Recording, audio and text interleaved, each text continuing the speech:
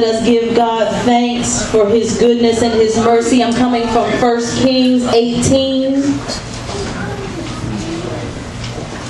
The book of 1 Kings chapter 18. And I'm reading from the 2nd through the 4th verse. 1 Kings 18, 2 through 4. 1 Kings 18, 2 through 4, and I'm going ahead and start. It says, "Now the famine was severe in Samaria, and Ahab had summoned Obadiah, his palace administrator. Obadiah was a devout believer in the Lord.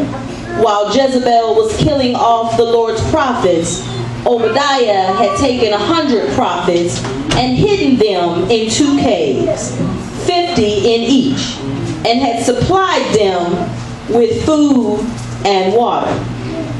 May God add a blessing to the reading of His word. You may have your seats. Amen. Amen. Today's message is searching for Obadiah. Yes. Yes.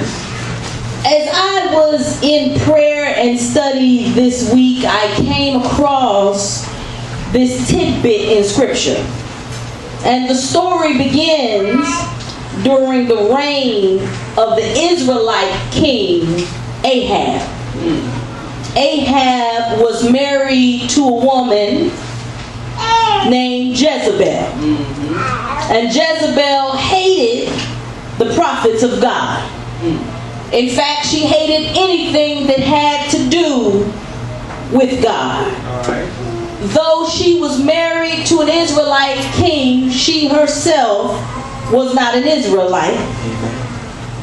So she ordered that the prophets of God, a prophet of God is one that is the mouthpiece of God. Yes. The people hear from the prophet of God and get kindred relationship with God through the prophet. And now we're talking Old Testament. And so the prophet, when you would take out the prophet, communication with God at that point would cease. Now, how many people know that when you cut off communication, relationship then goes down the drain? That's right. I'm going to say that again. When you cut off communication, Yes. relationship goes down the drain. Yes. And I don't care what relationship it is. You try not talking to someone in which you are in relationship with. When you don't talk, and I'm not saying just audible talking, I'm saying something, and send a little wave on Facebook or something, that's still communicating. Yeah. When you smile at folks, that's still communicating. I'm talking, cut them off completely. Don't talk, don't communicate, don't contact. Relationship suffers. That's right. Yeah. And by killing off the prophets of God, Jezebel had strategically figured that if she could stop the mouthpiece, if she could cut the communication, that the Israelites then would not have relationship with their God. That's right. And that's how it was. How many times in the Bible have we seen that the Israelites fell off, that they stopped worshiping God and they started worshiping someone else or started following behind someone else because the communication had lacked. That's right. Ahab the king was a weak king, and he allowed Jezebel to do as she pleased. Yes. If he had protested, he would have had to face Jezebel's wrath. Yes. We have some Ahabs that we know don't. All right. They're not going to admit it, but you might be an Ahab if you go along with bad decisions for the sake of keeping peace. Oh, we got quiet. Don't nobody want to say it. You don't want to argue. So no matter what Bae says, you gonna do it. Yeah. Because you know if you try to protest, you have to face the wrath, hear the mouth, get the silent treatment. Oh, see now we stepping on some toes right here, you know, because position where I don't want to make no waves. And if I say no, I'm just going to go ahead and do it. Because if I say no, then I know I'm going to have to hear about it later. And I'm just going, and that's fine when it's good decisions that are being made. Things like, let's go to church. Well, I don't really want to go to church, but so I ain't got to hear the mouth. I'm going to go ahead and go. That's fine. That's fine when it's a good decision being made. But when someone is trying to manipulate you into doing bad things, well, they want me to do this, and I know it's wrong, but if I don't do it, then I'm going to have to hear about it later. Let's just put this thing into perspective. Ahab was in an abusive relationship. Right. Yeah. Right. We're going to call it what it is. Ahab was in an abusive relationship. And sometimes the Ahabs of the relationship don't want to call it what it is. But if you are being forced, manipulated, or coerced into doing something that is bad for you by someone who says that they love you, and you're doing it for the sake of, I don't want to hear them, I don't want to have to deal with them, I don't want the wrath of them, then you are also in an abusive relationship. Ahab had a servant by the name of Obadiah. Yes. It gets better. Everybody sitting up there, you know, it gets better. Got a couple people just ready to leave right now. It gets better. Ahab had a servant by the name of Obadiah. And the Bible says that he was a devout believer in the Lord. And it also says, and I found this very interesting, that he hid 100 prophets in caves during the time that Jezebel was killing prophets. It says that not only did he hide them, but he provided them with food and with water. And he did this with them in 2 different caves. Why 2? Well, because if one of the caves was discovered and she ended up slaughtering those 50, there at least would have been another cave that had not been discovered, and those 50 may survive. But in essence, he made his journey and he made it that much more dangerous because he had to cover more time and space. He is a servant after all. I'm going to tell y'all a story. When I was about 15, I tried to hide a kitten from my mother. One kitten. I didn't think there would be anything wrong. My mother didn't like cats. She said she was allergic to them.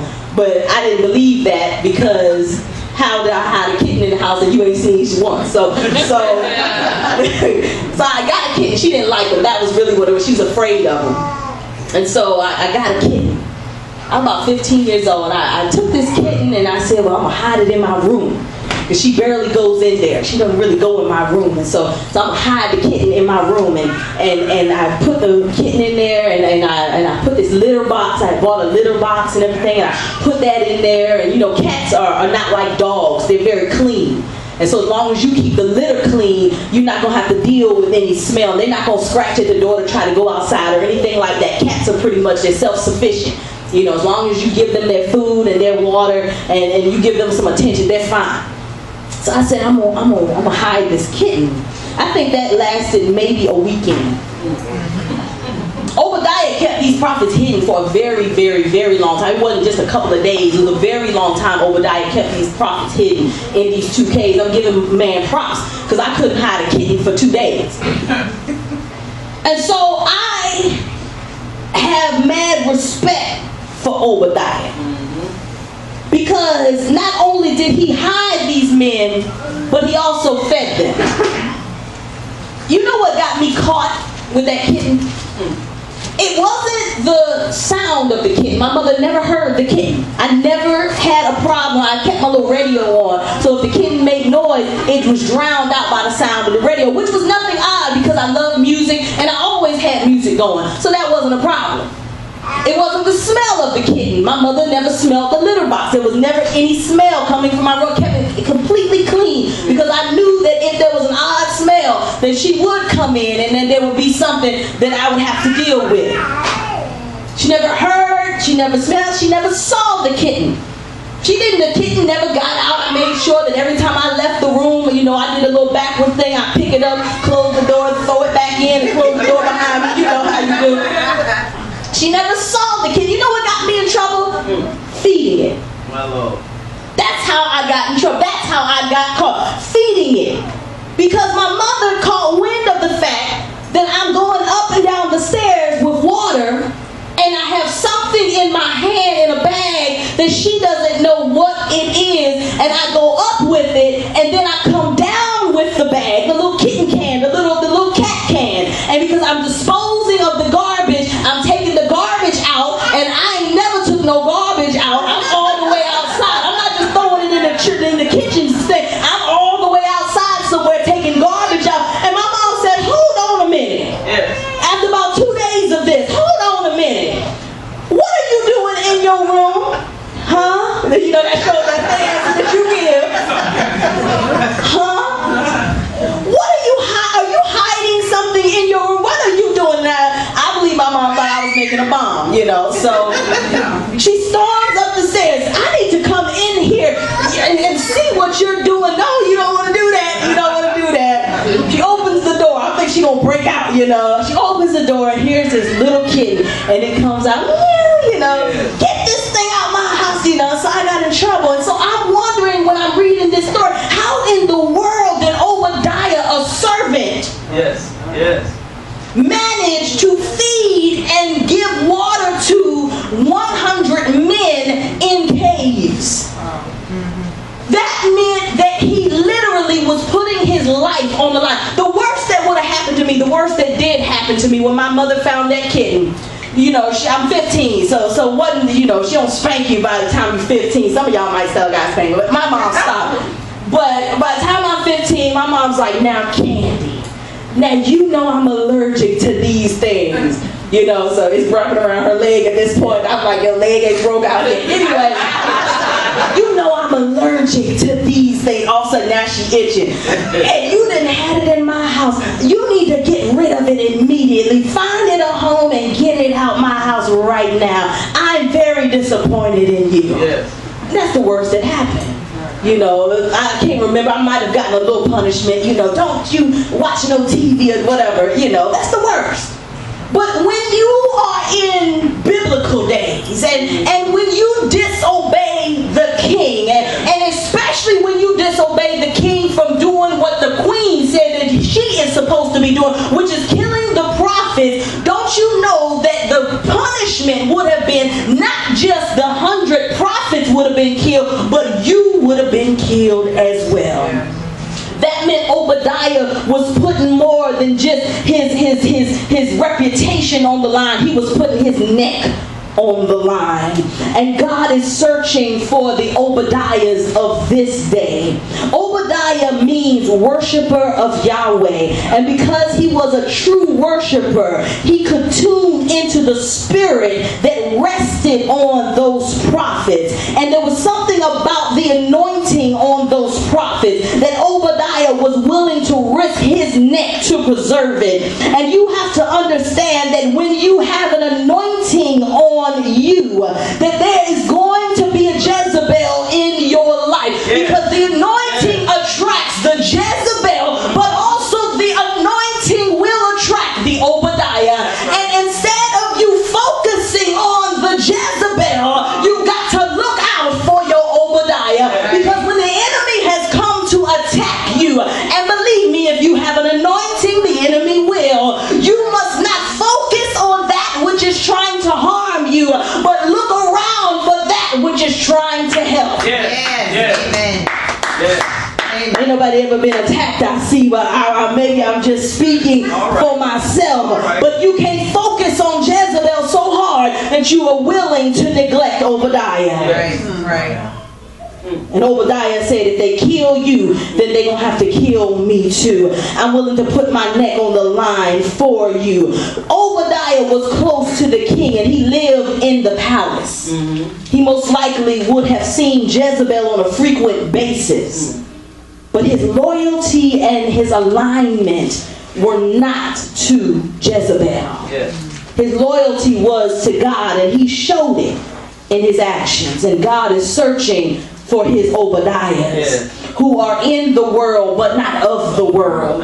People that are willing to walk, and you have to walk around those that are wanting to hurt the prophets of God but will not feed into it. Those that are willing to stand up when the time is right and say, well, I can't say much, but I can do much. And see, Obadiah didn't say much, but he did much. Obadiah didn't chastise the king. Obadiah didn't go and say, you can't do that. Obadiah didn't put himself in the line like this and say, not over my dead body, because he knew that wouldn't have done any good. What Obadiah did, though, was he stayed silent and he began to contemplate in his mind, the king wants to kill these men, and God has an anointing on these men. Understand this, it is not you that Obadiah wants to save, but it's the purpose attached to you that God is going to send your Obadiah, because it is not you, the person, but the anointing that God wants to use through you so that his purpose comes to fruition. And as long as you holding on to purpose, as long as you cloak yourself in the anointing, there's nothing that Jezebel can do to stop you. Amen. That's right. Yes. Watch this. According to rabbinic tradition, this Obadiah was from Edom.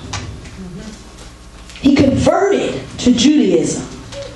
And when he heard the prophets of God, see, this was a pagan. Edom was pagan. He converted over and began to worship, say he was a devout believer of the Lord.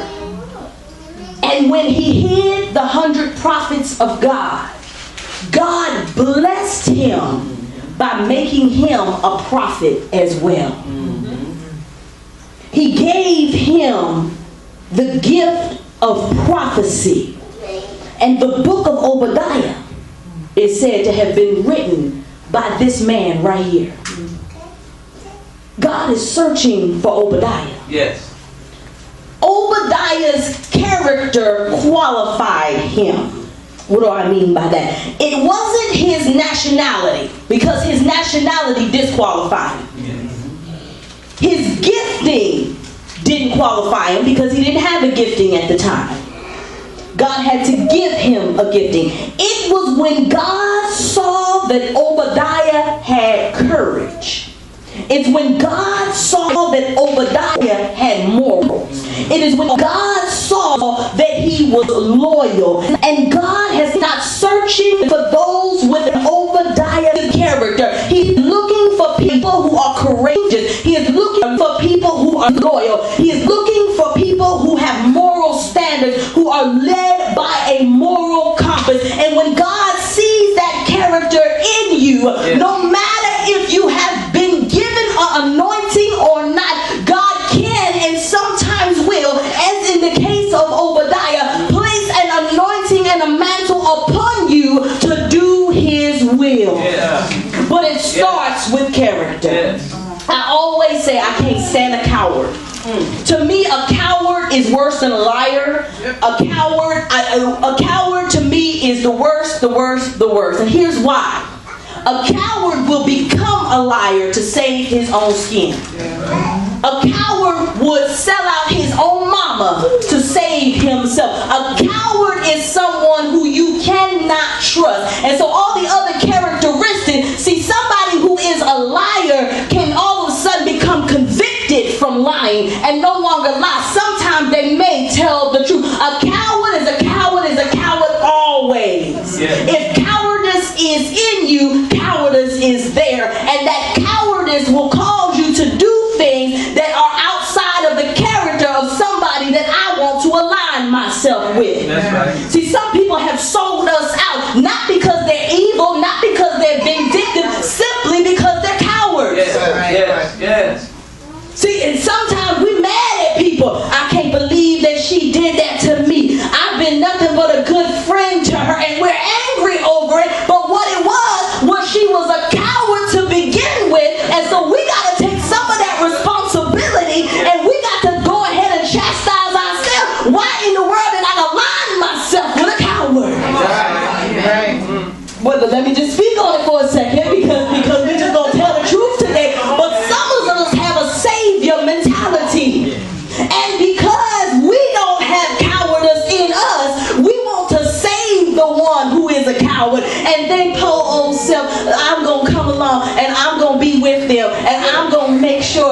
take care of them. And we align ourselves thinking that we are playing super saver. Yeah.